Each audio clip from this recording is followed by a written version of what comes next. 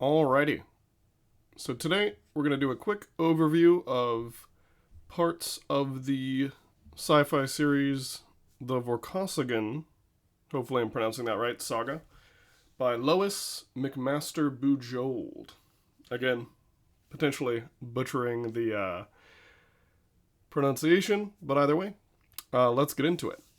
So to start, just to be clear, I'm going to be going into plenty of spoilers, so if you want to read the book series, The Vorkosigan Saga, please do so. Although I have only read up through the book The Vor Game, which I believe is book 5 or 6. So I'll be stopping my discussion there, obviously, as I don't know anything past that. So ideally, this is for people that have already read the series and are curious for thoughts, or probably aren't going to read it. So with the disclaimers out of the way, let's get into it. I'm going to start just giving a brief overview of some of the plot and my thoughts about it. Basically, the Vorkosigan Saga is a sci-fi series set in the pretty far future. There are wormholes, interstellar travel. They've kind of figured all that out. There's plenty of different colonies, etc., etc. The series begins with the book Shards of Honor. Some say it begins in a prequel that's centuries before this, but I'm just going to start with Shards of Honor. It's the name of the book. And it introduces two major characters. The first is Cordelia Naismith, who is a survey captain of an interstellar planetary spaceship from a place called the Beaten Colony, or Beta Colony. So she's one of them. And the other one is Aral Vorkosigan, the eponymous, person or family that the series is named after. So Naismith, Cordelia, is from Beta Colony, which is a very, we'll say, open, classically liberal society. They have, free love, hermaphrodites, very bureaucratic, very organized, etc. Very technologically advanced. Vorkosigan, on the other hand, Aral Vorkosigan, is from a place called Barayar, which is a really cool sort of sci-fi setting. It's interesting. So Barayar is a planet that was sort of half colonized, and then I believe the wormhole jump shut down after the first wave, or the first couple waves of colonists came there. So it developed in what they call the time of isolation, sort of a feudalistic system with an aristocracy of Vor, V-O-R, lords, of which Mr. Vorkosigan is one of the preeminent Vor lords at the time of this book series. So it's really fascinating. Just in a quick digression, I suspect one of the reasons this series is so popular is that it's really, really cool to see, sort of feudal, aristocratic aesthetics put into a sci-fi world. I think that's one of the reasons why Dune by Frank Herbert is so popular, because he does that really well with the houses of Harkonnen, Atreides, etc., etc. Anyway, very fun idea there. So in this first book, getting back to the plot summary, Shards of Honor, Cordelia Naismith from Beta Colony and Aral Vorkosigan from Barayar happen to meet up on, I forget the name of the planet, but they happen to meet up on a planetary survey. There are some shenanigans. He ends up taking her prisoner after some shootouts, and they have a long trek together.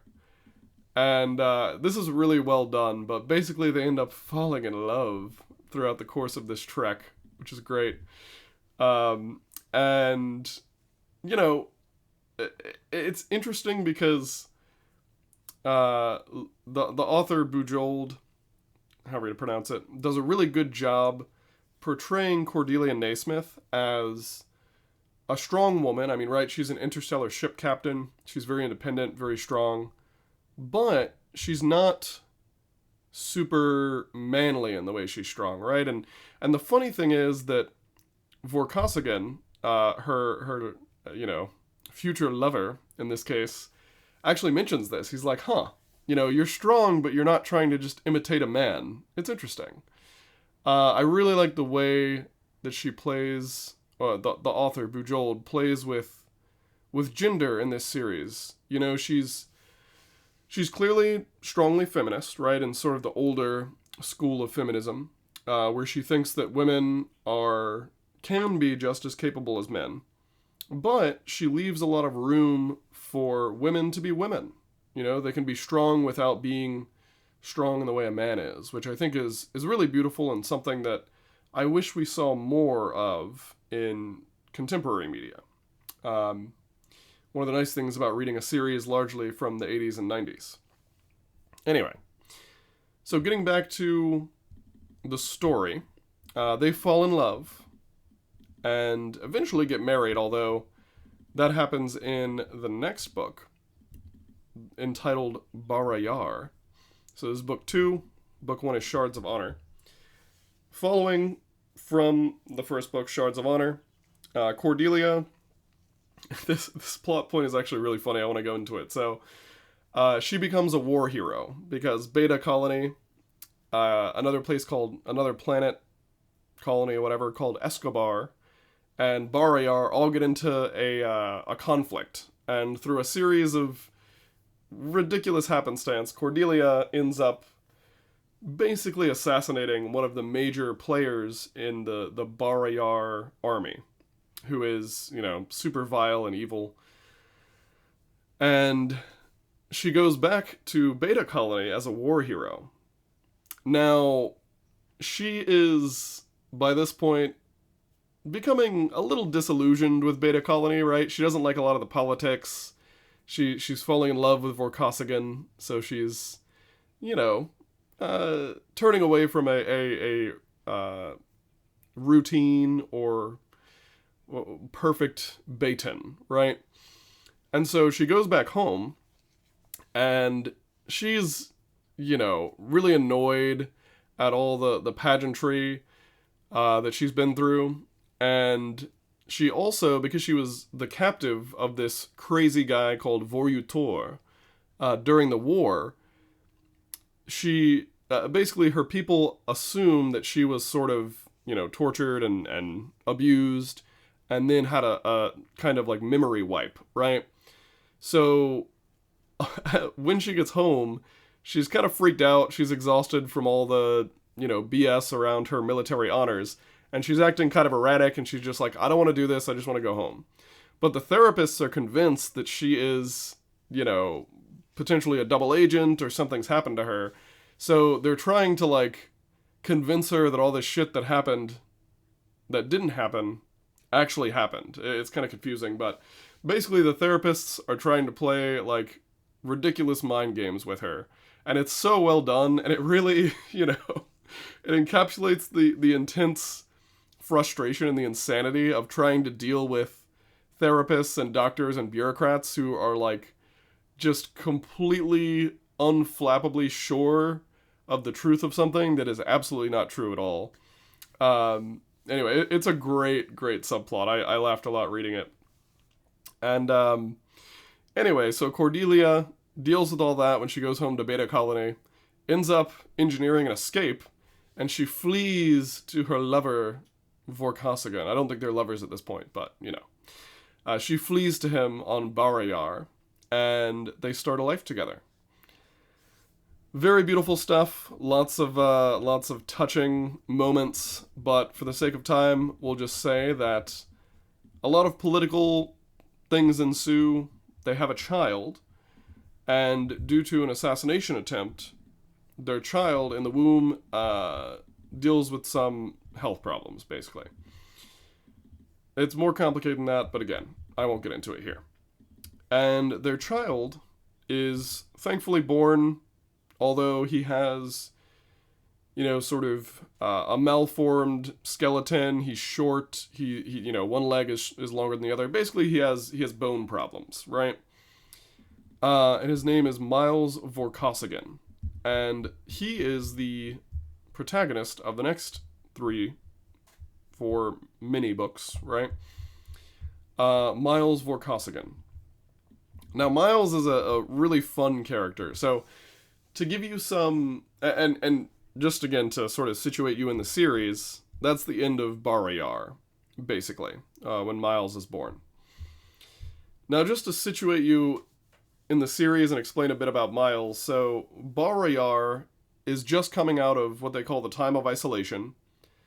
It happened, I believe, 80 years or about a century before the book starts. And so, they still culturally have some really feudal and kind of backward stuff going on. Like, for instance, they tend to basically commit infanticide. They murder the infants that have any sort of, mutations or any sort of deformity whatsoever. Gets you axed as a little bebe, unfortunately.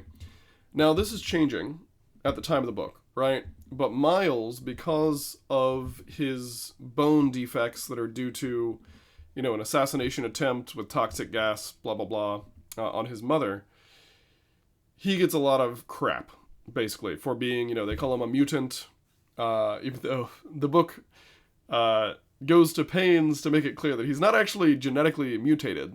But anyway, they call him a mutant. He deals with a lot of sort of adversity, right? But he has a really brilliant, sharp mind. He's very driven, very, very tactical thinker, kind of snarky. He's fun, So anyway, when Miles is growing up, he travels off-world to Beta Colony, the home of his mother, to visit his grandmother. This is the start of the plot of Book 4, The Warrior's Apprentice. Miles is age 17 at this point. And this is where the fun really begins with this series. So I'm having a blast reading it right now because this part is awesome. Basically, Miles runs into a down-on-his-luck starship pilot and a deserter from Barayar who happens to be a tech engineer. And he, through a series of just ridiculous happenstance, he puts together this, half-cocked plan to basically buys a ship with some financial engineering, leveraging his ancestral lands back home on Barayar. And he puts together this ragtag crew of just, ridiculous hooligans and outcasts. And they set sail through the starry seas to basically intervene in a civil war as, a mercenary fleet, essentially. It starts off as he is just delivering some supplies, some probably weapons, I think, to one side of a civil war out in sort of a backwater. And quickly develops into him getting there, stepping in a huge pile of steaming poop, basically, and having to take over a mercenary fleet, right? He gets boarded by these mercenaries that are guarding the jump point, and they're going to take, his childhood girl friend, not actually girlfriend, but friend who's a girl who he loves. They're going to take her and, do unspeakable things to her, is the implication. And so he's like, all right, we got to take over this ship. So they, through some quick thinking and ridiculousness, they basically take over this ship of mercenaries. And they have a lot of prisoners, right? So they're on a really tiny ship with like 5 people. And they just capture this ship of mercenaries that has something like 20 people, right?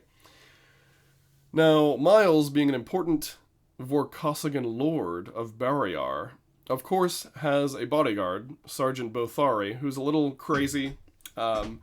And he's like, all right, son, you just got to kill some of these people. We got to space them.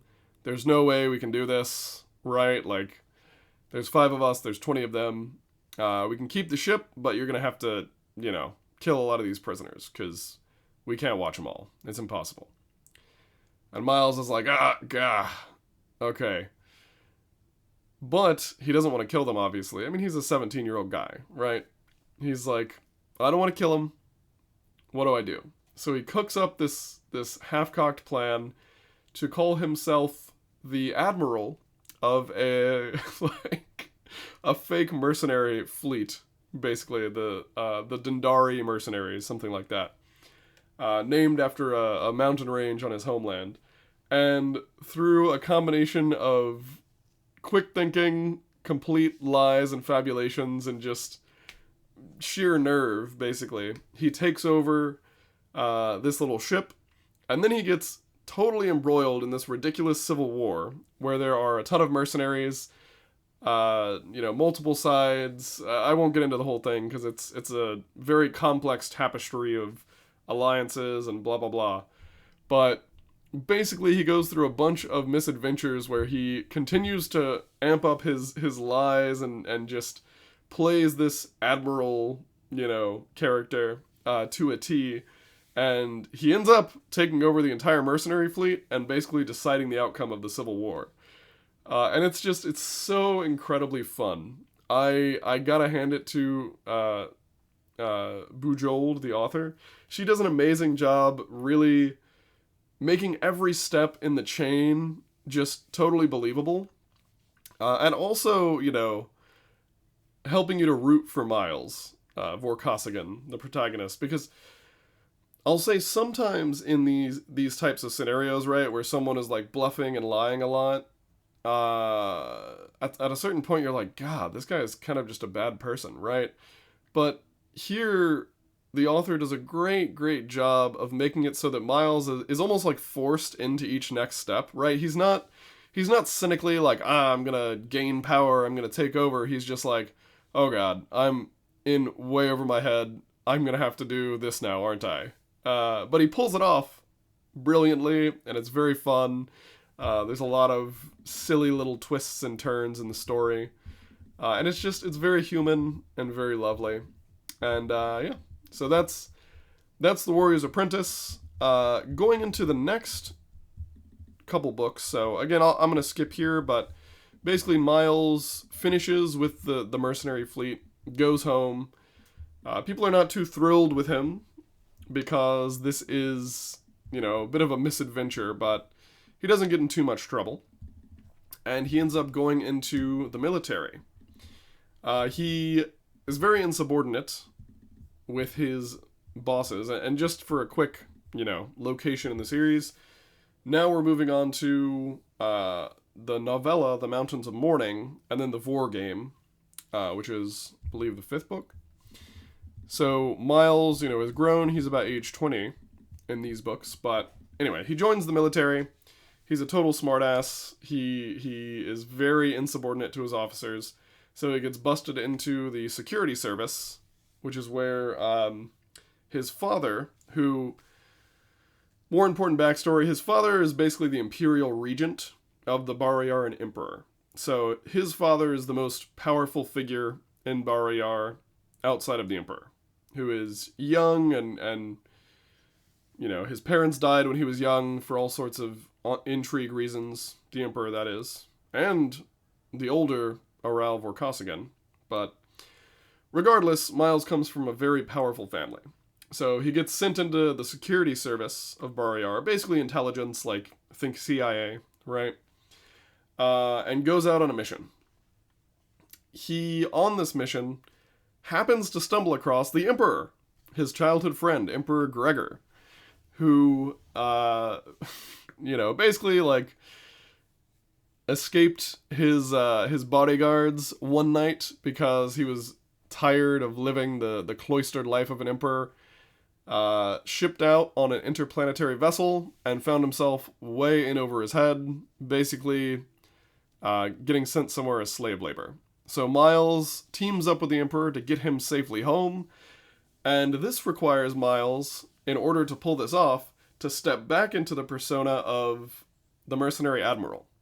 So keep in mind, like, 4 years have passed, and this fleet of mercenaries has gone through a number of changes in leadership, we'll say, some of which are not very, happy with Miles, we'll say. The current leader of the fleet does not like him, considers him a trickster and a liar, which he was. But anyway, for the sake of his emperor, Miles has to step back in and take over this mercenary fleet again. Which leads to a number of, again, very fun hijinks with Miles successfully getting the Emperor back to Bar Yar. So that's the overall plot of the first part of the Vorkosigan saga. I might do another video or, whatever we're calling this, video, podcast, etc. once I read the rest of it, but either way, it is a ton of fun. Bujold is doing a great job. Just, again, setting up a really fun sci-fi epic that really has human characters, very grounded, fun plots, but also makes some political and social points. One of the things I appreciate most about her is that, again, she's a feminist, clearly. She's a bit of a liberal, but she's not forcing it down your throat, right? I really love this because nowadays, as many people know, a lot of sort of progressive talking points are very forced down your throat. They're very ham-handed. Bujold is an earlier guard of feminist, of liberal, where, again, she leaves room for ambiguity, right? Women can be strong without being men, and it's fine. And I love that. It's so fun, and it really just allows characters to be very complex, right? And it allows there to be real romance in it. I have heard, now I like the original romance, and I have heard that one of the things this book is great at is romance. Miles has had a little romance so far, but not much. Either way, I love this series. I know I just spoiled the whole thing, or not the whole thing, but the first few books, but if you like sci-fi, especially military sci-fi, and maybe like, rationalist fiction, where you have a really smart protagonist who's like thinking through all these plots, I really recommend it. It's so fun. It's very exciting and fast-paced, and it just, you explore a very fun, interesting world where you have this sci-fi scenario with all this crazy technology, but people are still human. A lot of sci-fi nowadays that I've read is very, focused on machine life or code life forms and all this stuff, virtual worlds and uploads of human consciousness into the cloud and artificial intelligences, etc. And that stuff can be fun and interesting if it's done well. I've read a lot of those books, but there's something cozy about this type of sci-fi where it's just humans in space. They're humans doing human things, but in a setting that allows for a lot of crazy technological hijinks and interesting factors that don't really exist in a normal, historical fiction, right, of something on Earth. So I love it. I think so far I would give this book series probably an 8 out of 10. It's really good. The only, I would say, negative things about it are some of the plot elements feel a little forced, a little too, handed to Miles, but I don't know. I really don't want to rag on it too much because I'm having a blast with the book. So, highly recommend it if folks are interested. And feel free to leave a comment or send me a message if you're curious for specific points.